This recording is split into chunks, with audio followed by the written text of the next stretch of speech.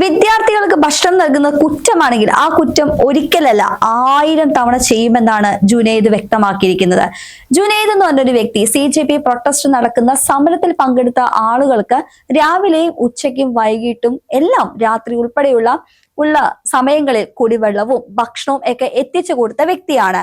ഒരു ദിവസമല്ല 2 ദിവസമല്ല, തുടർച്ചയായിട്ട് 20 ദിവസമായിട്ട് ഇത് തന്നെയാണ് ജുനൈദ് ചെയ്തുകൊണ്ടിരിക്കുന്നത്. ഈ ഒരു സാഹചര്യത്തിലാണ് അവിടുത്തെ പോലീസ് ഉദ്യോഗസ്ഥർ ജുനൈദിനെ കസ്റ്റഡിയിലെടുത്ത്, അതായത് ജുനൈദിനോട് ചോദിച്ച ഒരൊറ്റ ക്വസ്റ്റ്യൻ ആണ്, നിങ്ങൾക്ക് എവിടെ നിന്നാണ് ഇത്രയും മാത്രം പണം, നിങ്ങളുടെ പണത്തിന്റെ സ്രോതസ് എവിടെയാണ് എന്ന് ചോദിച്ചപ്പോൾ അതിന് വ്യക്തമായിട്ടുള്ള ഒരു ഉത്തരം നൽകാൻ ജുനൈദിന് കഴിഞ്ഞില്ല എന്നതാണ് വാസ്തവം.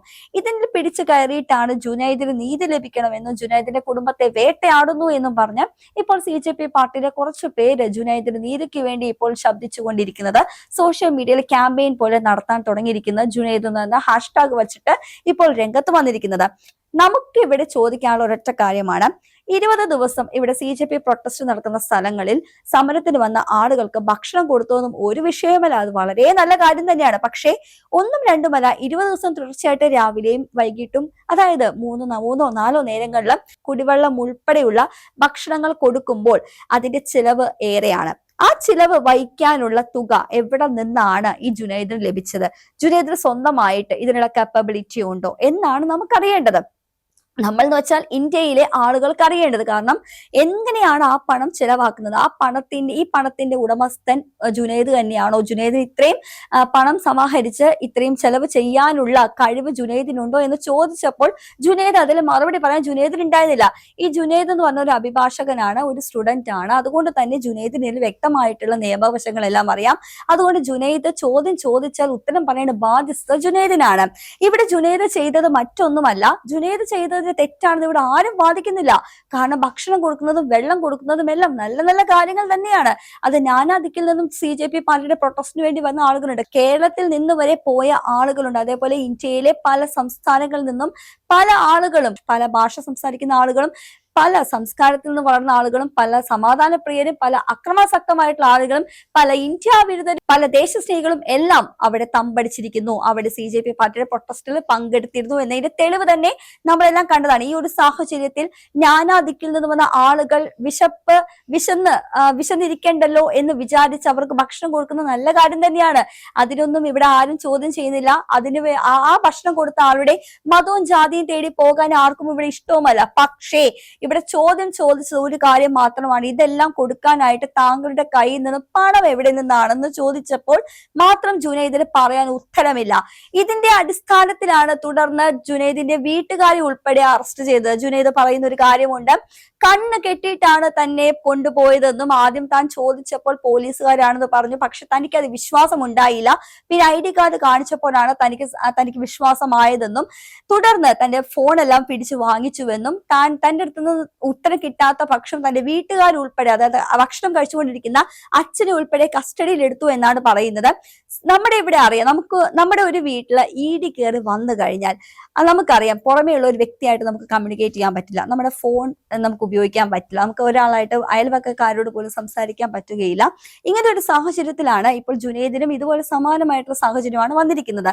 ജുനൈദിന് മറ്റൊരാളായിട്ട് കമ്മ്യൂണിക്കേറ്റ് ചെയ്യാൻ പറ്റില്ല, ജുനൈദിന് വീട്ടുകാർക്ക് കമ്മ്യൂണിക്കേറ്റ് ചെയ്യാൻ പറ്റാത്ത സാഹചര്യം. എങ്ങനെയാണ് ഈ ഒരു സാഹചര്യം ഉണ്ടായതെന്ന് ചോദിച്ചു കഴിഞ്ഞാൽ ജുനൈദിന് കൃത്യമായിട്ടുള്ള പണം വന്നതിന്റെ കണക്കും ആ പണം എവിടെ നിന്ന് വന്നതിന്റെ കണക്കും ജുനൈദ് വ്യക്തമാക്കി കഴിഞ്ഞാൽ തീരുന്ന പ്രശ്നമുള്ളൂ. അപ്പോൾ ജുനൈദിന് എവിടെ നിന്നാണ് പണം വന്നതിന്റെ സ്രോതസ് ജുനൈദിന് വെളിപ്പെടുത്താൻ സാധിക്കുന്നില്ല. ഈ വെളിപ്പെടുത്താൻ സാധിക്കാത്തത് തന്നെയാണ് ജുനൈദിനെ കുറ്റവാളിയാക്കുന്നതും.